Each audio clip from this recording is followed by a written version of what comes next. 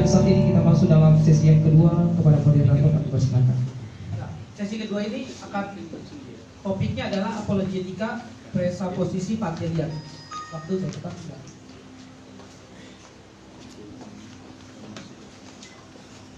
Ya, sekarang kita akan membahas mengenai apologetika presaposisi ya.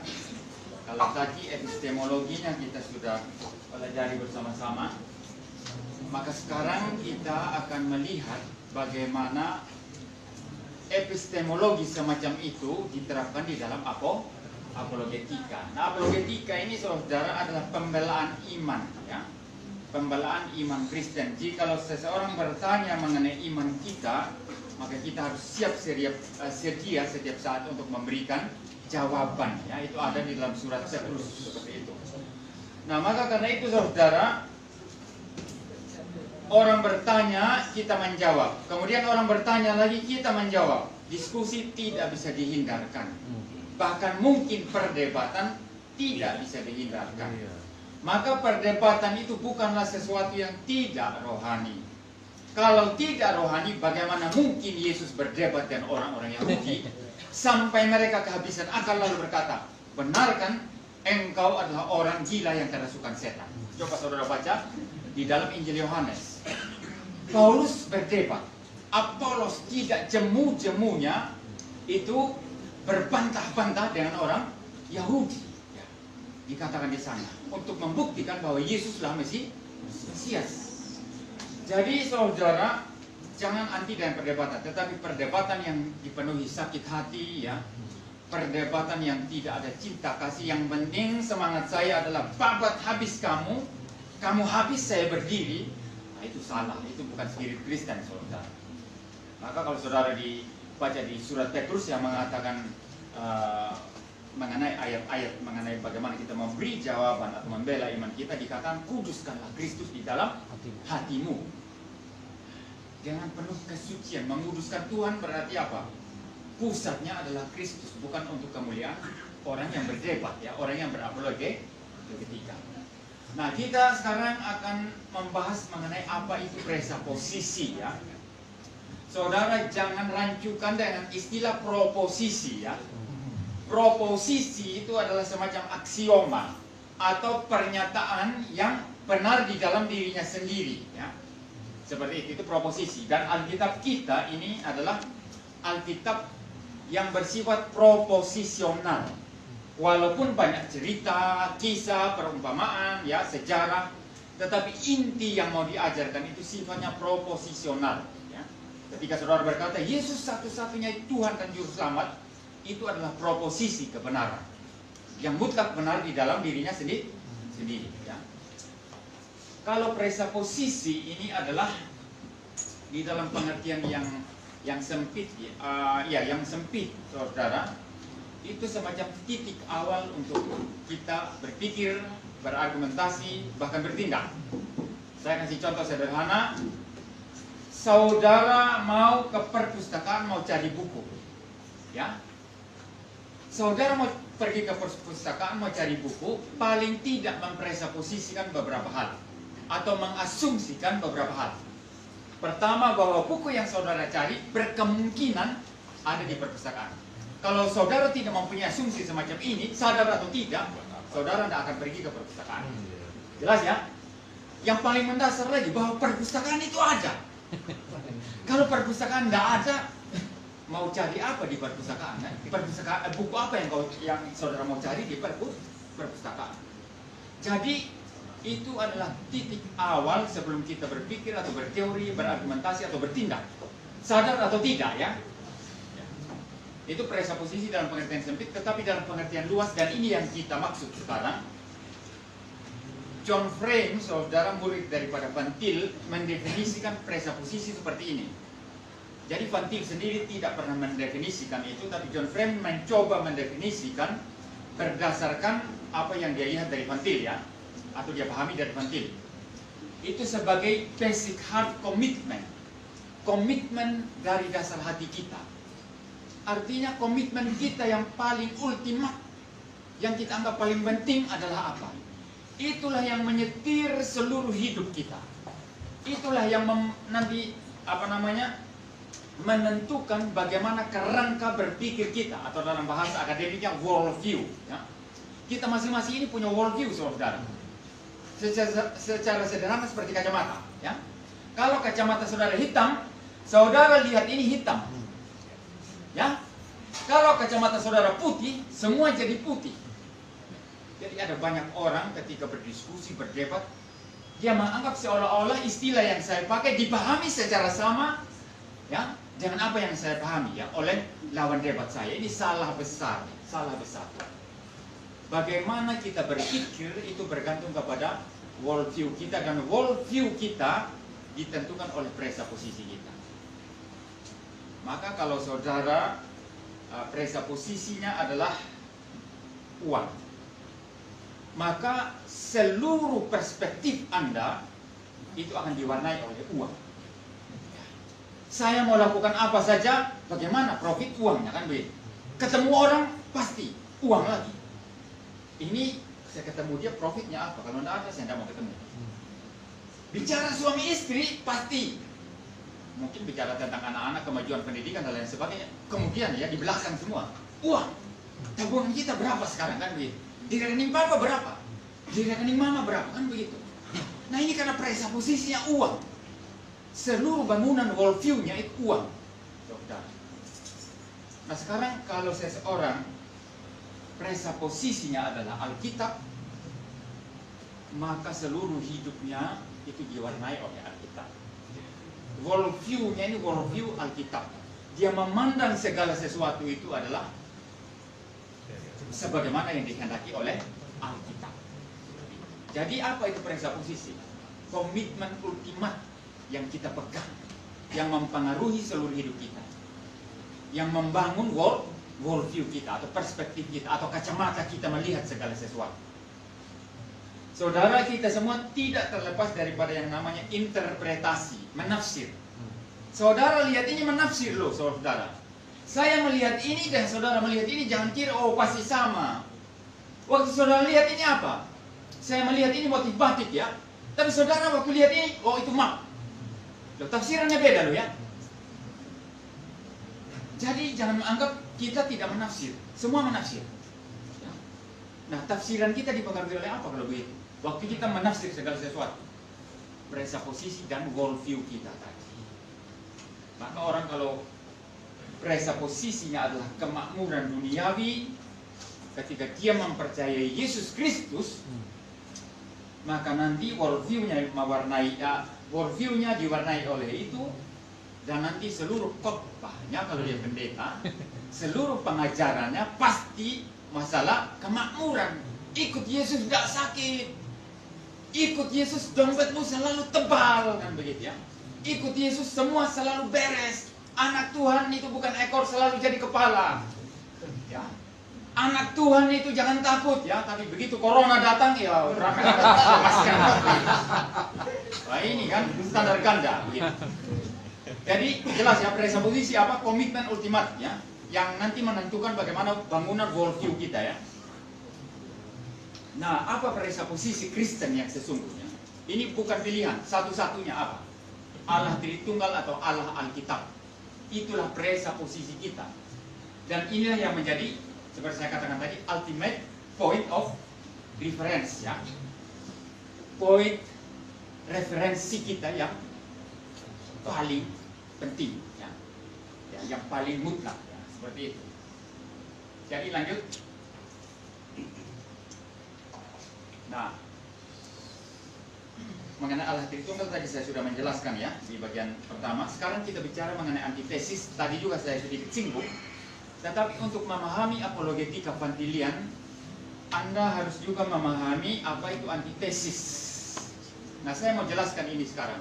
Antitesis itu adalah bagaimana A dengan B itu tidak sama, ya. Itu dalam pengertian yang penggunaan yang biasa, yang alamiah, ya. A dan B itu tidak sama, saling berantitesis. A adalah A, B adalah B, ya. Nah, kalau diterapkan di dalam hubungannya antara orang percaya dengan orang bukan percaya, maka kita dapat katakan Orang percaya adalah orang percaya, orang tidak percaya adalah orang tidak percaya. Orang percaya dan orang tidak percaya itu tidak mungkin sama. Tidak mungkin bisa ketemu dalam hal apapun. Karena orang percaya itu regenerated, ya, dilahirkan kembali. Orang tidak percaya itu tidak dilahirkan kembali. Maka dengan demikian, kalau begitu presupposisi antara orang percaya, worldview orang percaya dengan presupposisi worldview orang tidak percaya itu berbeda secara mutlak. Nah, saudara perhatikan baik-baik. Ini penting sekali di dalam apologetika Van-til-Lian, ya. Berbeda secara mutlak. Sama sekali mutlak beda. Nah, kalau begitu, waktu kita misalnya berdebat, ya. Waktu kita berdebat, apakah istilah yang saya pakai, ya, saya pahami, ya, itu sama dengan yang orang tidak percaya pakai dan pahami atau tidak? Tidak sama. Itu sebab kalau debat pakai metode evidensial yang pakai bukti-bukti, ya, saya berkata Alkitab berkata begini, tapi dia berkata Alkitab berkata begini. Sekarang bergantung penafsiran siapa, kan begitu. Tidak akan ketemu, saudara, karena memang presupposisinya beda, worldview-nya beda. Debat saya yang terakhir dengan Ustadz Masyud, kan, kalau saudara lihat di YouTube, kan, pokoknya minum racun katanya begitu, kan, ya. Alkitab bilang minum racun, sekarang minum racun. Kalau percaya Alkitab, kalau kamu tidak minum racun itu Alkitabmu palsu. Saya sudah berkata, tafsiran saya atas itu bukan begitu. Itu bukan perintah minum racun, tetapi tanda yang bisa menyertai orang percaya saat memberitakan Injil. Tapi dia ngotot, saudara. Yang tidak ketemu karena presupposisinya itu Alkitab palsu. Sedangkan saya Alkitab adalah firman Allah. Maka kalau perang bukti tidak akan nyambung. Tidak akan nyambung. Nah, maka ada metodenya nanti, ya. Saya jelaskan bagaimana metode Van-til-Lian itu diimplementasikan. Jangan lanjut dulu, ya. Berdasarkan antitesis ini, maka tidak ada posisi netral, ya. Posisi netral antara orang percaya dan tidak percaya. Tidak ada posisi netral. Masing-masing berdiri pada presupposisinya sendiri, ya. Kemudian mulai bertempur seperti itu. Tidak ada ruang netral di mana kita berdiri sama-sama lalu kita berdiskusi. Tidak ada seperti itu. Presupposisinya beda. Maka tempat posisi berdirinya juga beda. Ya, seperti itu. Lanjut.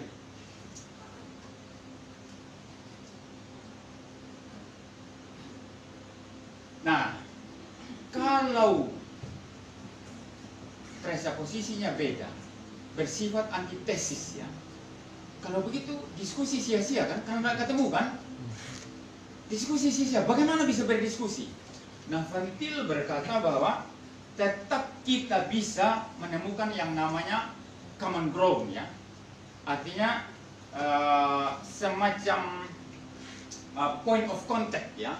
Sehingga kita masih bisa berdiskusi begitu. Pertama, yang paling penting itu adalah fakta bahwa manusia diciptakan menurut gambar dan rupa Allah. Nah, kalau manusia sama-sama diciptakan menurut gambar dan rupa Allah, maka nanti hanya dua yang kelihatan di sini. Manusia merujuk kepada dirinya sendiri yang adalah gambar Allah, atau merujuk kepada Allah yang menciptakan dia menurut gambarnya. Hanya itu. Sebagaimana dalam bagian yang pertama tadi saya katakan, entah merujuk kepada Tuhan teosentris atau merujuk kepada manusia. Nah, ini nanti yang menjadi semacam point of contact. Dan berdasarkan ini, maka apologetika ini tidak bisa diterapkan secara langsung. Perang debat, perang bukti, tidak. Tetapi itu penerapannya adalah tidak langsung. Jadi artinya apa, ya? Posisi saya di mana, ya? Di sini, posisi dia di sini. Saya mencoba seolah-olah berdiri di posisi dia, bukan karena saya setuju sama dia, tidak. Tapi saya berdiri di posisi dia supaya dengan itu nanti saya bisa menunjukkan bolongnya posisi dia, inkonsistensinya, irasionalnya. Lalu kemudian setelah dia misalnya sadar, ya, bahwa posisinya tidak bisa dipertahankan, lalu saya bawa dia ke posisi Kristen saya. Lalu saya menjelaskan di sana rasionalitas daripada iman Kristen. Nah, ini susah ya. Saudara yang nggak pernah belajar apologetika evangelian tentu ini apa maksudnya, ini bayangannya apa ya begitu. Saya lanjut sedikit saudara, ini tambahan saya saudara. Saya jujur ya, saya belum pernah membaca dari Vantil ya. Tapi ini tambahan saya. Di samping fakta sebagai gambar Allah, bagi saya sebetulnya wahyu umum, adanya wahyu umum ya, dan juga anugerah umum itu bisa menjadi point of contact. Artinya kita bisa berbicara tentang yang baik dan yang jahat kan? Ya. Tetapi apakah pengertian baik jahat saya sebagai orang Kristen dengan dia sebagai orang non-Kristen sama atau tidak? Tidak sama. Tetapi di wilayah permukaan kita bisa bicara itu. Di level permukaan, istilah Vantil itu proximat, ya. Bukan dalam wilayah ultimat. Kalau ultimat itu esensinya ya. Bahkan Vantil berkata, kalau kita melihat bunga mawar ya, orang Kristen lihat bunga mawar itu berbeda dengan orang non-Kristen lihat bunga mawar. Kenapa? Karena waktu kita lihat bunga mawar, kita lihat keindahannya, kita langsung pikir Allah Tritunggal telah menciptakan itu. Itu bukan benda yang ada pada dirinya di sana, tidak, tapi diciptakan oleh Allah dan saya nikmati. Ketika saya menikmati ini, saya memberi kemuliaan kepada Tuhan. Beda ya. Kalau orang non-Kristen katakanlah ateis, wush indah sekali. Dia lihat bunga mawar itu ada di sana, tidak ada yang menciptakan. Cuma hanya indah sekali, selesai. Beda atau tidak kalau begitu? Beda saudara, beda. Beda. Tetapi saya bilang indah, dia bilang indah. Ini kesamaan dalam wilayah proximat. Wilayah yang kalau saya menggunakan istilah Immanuel Kant ya, dia membedakan dunia nomena itu yang esensi dengan fenomena. Nah, dan wilayah fenomena ini ya kita bisa diskusi di sini. Jelas ya? Jadi itu bisa menjadi point of contact ya. Ya, adanya juga apa tadi saya katakan anugerah umum ya. Orang tidak percaya bukan sama sekali mereka tidak melihat kebenaran di dalam pengertian yang mutlak. Kalau begitu kita tidak bisa menjelaskan nanti ya bagaimana orang non-Kristen memerintah tapi tidak korupsi. Itu kan kebaikan ya. Nah kalau kita mengatakan semua non-Kristen pasti jahat mutlak, nah itu salah. Ada anugerah umum Tuhan yang membuat orang non-Kristen masih bisa melakukan kebaikan-kebaikan umum. Ini juga bagi saya menjadi point of contact ya ketika berdiskusi dengan orang non-Kristen ya, ketika kita membela iman kita atau berapologetika. Lanjut. Nah, karena adanya antitesis ya, maka diskusi atau debat dengan orang tidak percaya, sebagaimana saya katakan tadi, tidak dapat merujuk kepada fakta dan data secara langsung. Saya ingin sedikit menjelaskan ini. Apologetika yang langsung merujuk kepada fakta dan data itu, saya sebut dua saja mungkin ya, itu merujuk kepada apologetika klasik. Dan apologetika klasik ini ya, itu istilahnya apa? Penganjur atau promotor paling utama itu adalah Thomas Aquinas, ya, teolog abad pertengahan. Dia mengemukakan dua argumentasi melawan ateisme itu yang sangat terkenal. Ada dua, argumen kosmologis dan argumen teleologis ya. Mungkin saya ambil satu saja untuk menjelaskan yang teleologis ya. Kalau Anda lihat seluruh dunia ini teratur. Anda tanam pohon pisang, ini sederhananya begitu ya. Nanti menghasilkan batang pisang dan buahnya pasti pisang. Tidak mungkin tanam pisang buahnya mangga. Ya.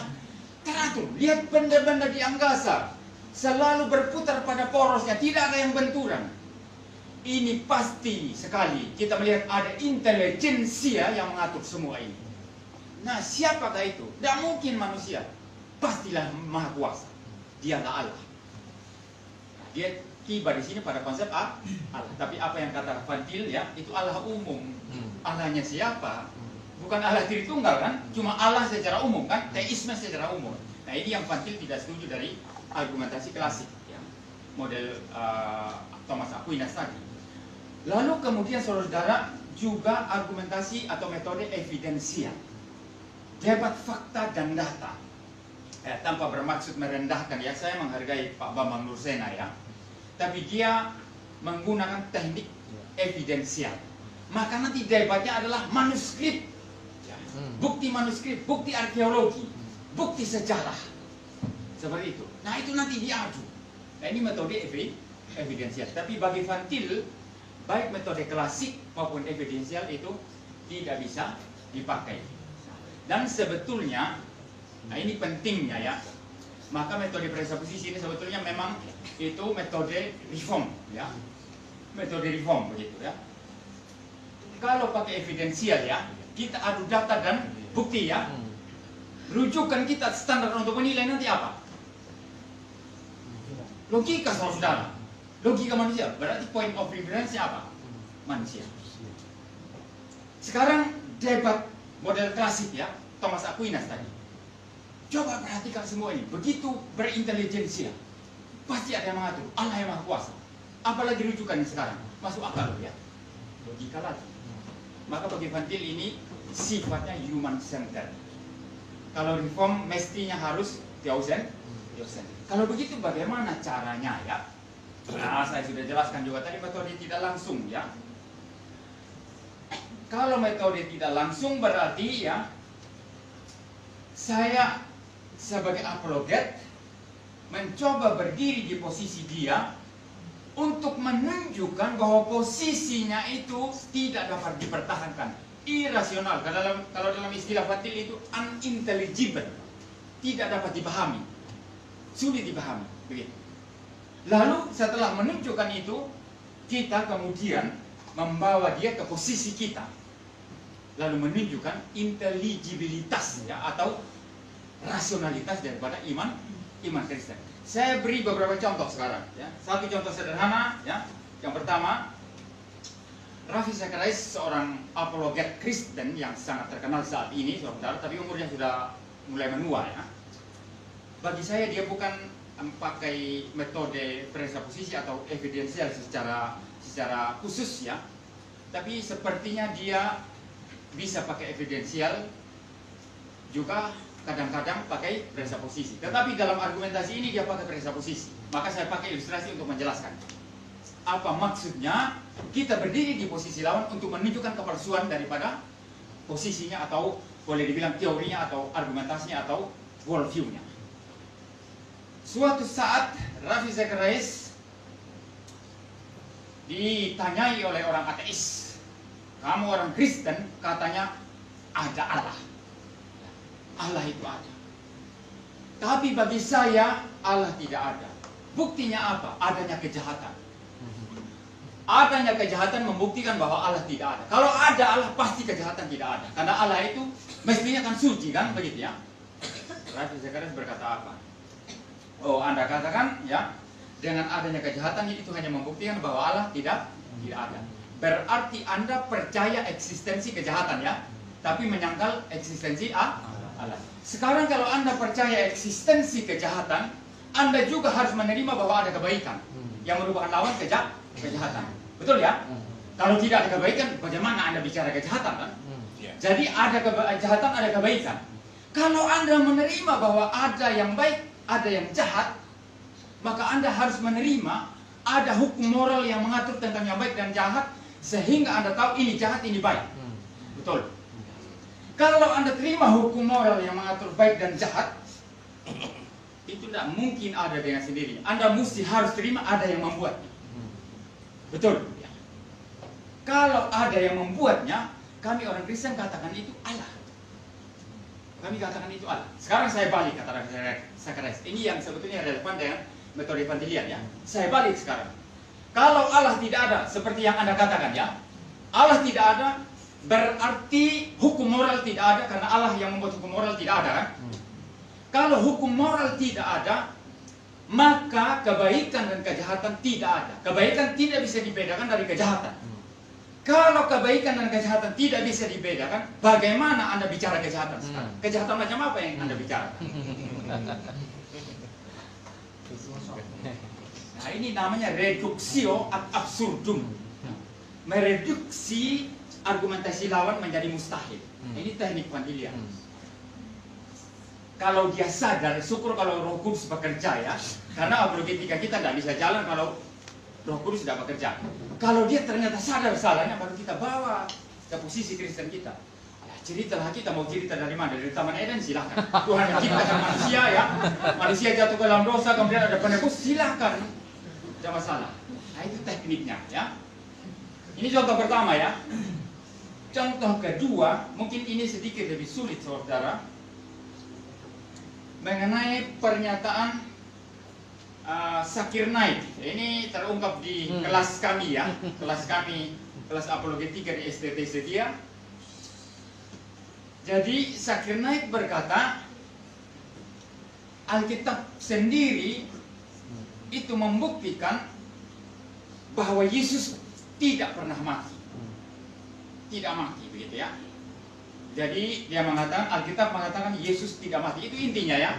Saya tidak perlu menjabarkan argumentasinya secara ini karena kita akan menggunakan waktu yang banyak tadi. Tetapi dia berkata, Alkitab sendiri menyaksikan bahwa Yesus tidak mati.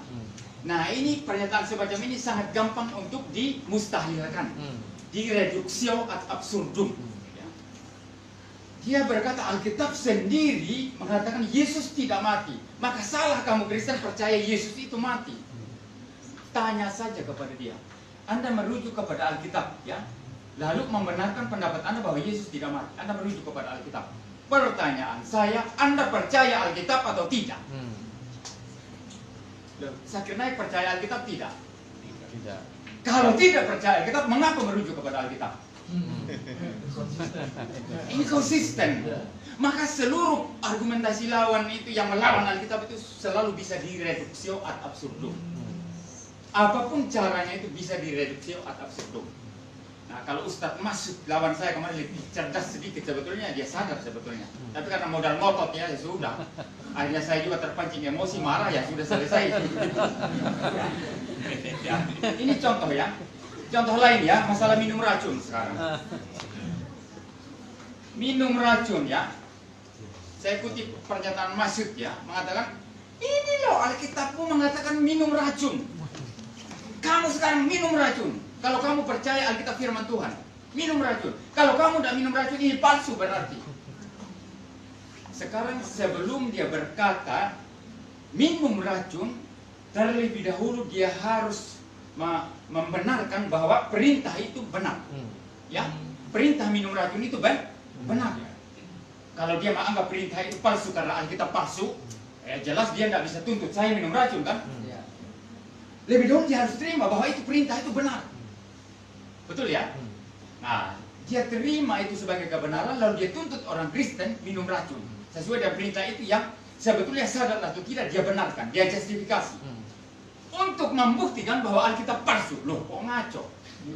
Pada saat yang sama dia terima ini sebagai sesuatu yang benar, perintah untuk minum racun, untuk membuktikan bahwa ini palsu. Orang gila yang kayak gitu. Maka kalau dia cerdas sebetulnya yang ngerti palsunya argumentasi ya kan begitu. Jadi metode reduksio ad absurdum itu seperti itu. Ya, dalam metode kuantilian saudara. Nah di sini rujukannya apa sih sebetulnya? Kelihatan memang seperti logika, tetapi bukan itu intinya, ya. Karena ini bukan perang bukti dan data kan, bukan. Hanya kita seperti seorang bidan, ya, atau seorang guru yang membimbing. Kita masuk ke sini ke posisi dia untuk menyatakan kepalsuan daripada argumentasi dia. Kamu kalau berdiri dan seperti ini, nah ini bagaimana? Ini bagaimana? Coba lihat dah, salah nggak? Kan begitu.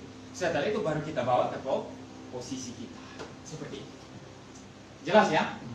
Nah, semua yang bertentangan dengan ajaran Alkitab yang sejati, semua bisa dikeluarkan. Mustahil. Ya. Reduksio ad absurdum tadi itu. Maka bagi Van Til, apologetika presaposisi ini hanya bisa digunakan jika seseorang itu juga reform. Saudara mungkin heran, kok sampai segitunya ya? Masa hanya reform yang benar begitu? Tapi memang yang dibela, yang bisa dibela secara presaposisi semacam ini hanyalah dogmatika reform. Apa saja saudara? Doktrin tentang anugerah sekarang contoh. Ya. Pihak sebelah berkata, saya selamat karena saya berbuat baik. Itu bisa direduksi ad absurdum saudara. Bahkan kita bisa pakai contoh sehari-hari kan? Saya selamat karena saya berbuat baik. Kalau kita mungkin orangnya cukup orang yang agak keras ketus ya begitu ya, langsung saja tantang dia. Menurutmu perbuatan baikmu dan perbuatan jahatmu lebih banyak mana? Nah kalau orang itu sadar, dia pasti bilang perbuatan jahat saya lebih banyak. Kecuali dia sombong setengah mati baru bilang perbuatan baik saya lebih banyak, kan gitu ya. Nah itu kalau mau sedikit kasar ya. Kalau mau lebih halus ya, perbuatan baik saya kalau banyak saya masuk surga. Ya, kalau perbuatan jahat saya lebih banyak, saya masuk neraka. Kali kasih ilustrasi sehari-hari. Oh, misalnya seseorang ketangkap mencuri ayam. Ya. Curi ayam lalu ditangkap polisi, dibawa ke pengadilan. Sampai di pengadilan, sebelum hakim memutuskan, mengetok palu untuk memutuskan perkara pencuri ayam ini, dia kemudian berkata, sebentar ya, coba kita teliti dulu orang ini. Catat semua perbuatan baiknya berapa, perbuatan jahatnya berapa. Nanti coba kita bandingkan. Kalau yang baik lebih banyak, saya bebaskan dia. Kalau yang jahat lebih banyak, saya penjarakan dia. Pengadilan konyol kayak gitu. Tidak ada kayak gitu. Orang ini dihukum berdasarkan curi ayamnya tadi. Maka orang berdosa itu dihukum berdasarkan dosa yang dia perbuat, bukan berdasarkan timbang baik dan jahat. Nah, ini namanya reduksio ad absurdum. Jadi sebetulnya ini bukan perang fakta Alkitab atau Al-Quran, bukan perang ayat, bukan. Tapi worldview berhadapan dengan worldview, dan worldview Kristen kita dibentuk dari teologi sistematika. Maka seorang dosen biblika, mungkin Bapak dosen biblika ya, seorang dosen biblika di STTSD kemarin, dia berkata, iya saya lagi coba dengar-dengar juga ini mengenai apologetika presupposisi. Tapi saya bilang kepada dia, kalau berangkat dari aspek biblika saja memang sulit Pak, saya bilang. Kecuali juga dikombinasikan dengan dogmatika atau teologi sistematika. Dan teologi sistematika ini bicara tentang apa? Alkitab, ya, doktrin Alkitab, doktrin Allah. Di sana nanti Tritunggal dan lain sebagainya. Doktrin manusia, doktrin Kristus, doktrin keselamatan, doktrin Roh Kudus, doktrin gereja, akhir zaman. Itulah nanti yang kita perhadapkan dengan bangunan worldview lawan. Saya beri satu contoh terakhir sekarang. Mudah-mudahan saya tidak terlalu panjang ya. Mengenai konsep Allah ya. Kalau kita menerima Tritunggal, maka segala sesuatu menjadi rasional. Kalau kita menerima Allah yang berlawanan atau berantitesis dengan Tritunggal, maka kita bisa reduksi menjadi meaningless, menjadi mustahil. Sekarang saya mau ambil konsep Unitarian atau Tauhid ya. Kalau Allah itu hanya satu pribadi saja, ya, satu pribadi, tidak ada keragaman pribadi, maka bagaimana relasi kasih bisa diwujudkan? Tidak bisa, saudara. Kasih hanya bisa ada kalau ada subjek yang mengasihi, ada objek yang menerima kasih. Saya kalau berkata, aku jatuh cinta, lihat-lihat wajah saya di cermin, sisir rambut siul-siul, senang sekali kan. Lalu orang tanya, kamu apa? Ya saya lagi jatuh cinta. Loh, jatuh cinta sama siapa? Adalah jatuh cinta sama siapa? Sama diriku sendiri. Orang bilang kamu gila. Tidak ada orang mengasihi itu diri sendiri kan. Mesti ada objek di luar diri yang dikasihi, baru kasih bisa eksis. Betul tidak? Nah kalau Allah itu tauhid, satu-satunya, bagaimana kasih bisa diwujudkan? Bagaimana kasih bisa diwujudkan? Tidak bisa, saudara. Kalau saya melangkah kepada hal yang lebih sulit secara filosofis, logika tidak bisa eksis. Tadi saya sudah singgung ya. Logika tidak bisa eksis. Bagaimana Allah yang tidak Tritunggal, yang sifatnya unitarian, satu pribadi satu-satunya, itu logika bisa jalan kalau tidak ada keragaman di dalam dirinya sendiri. Bagaimana? Saya katakan tadi logika itu adalah apa? Membedakan A dan bukan A, ya. A atau B. Nah, kalau Allah hanya satu pribadi mutlak, bagaimana logika bisa eksis dalam Allah yang demikian? Tidak bisa, saudara. Lumpuh logika di sini, blank. Kemudian kesadaran sekarang, consciousness ya.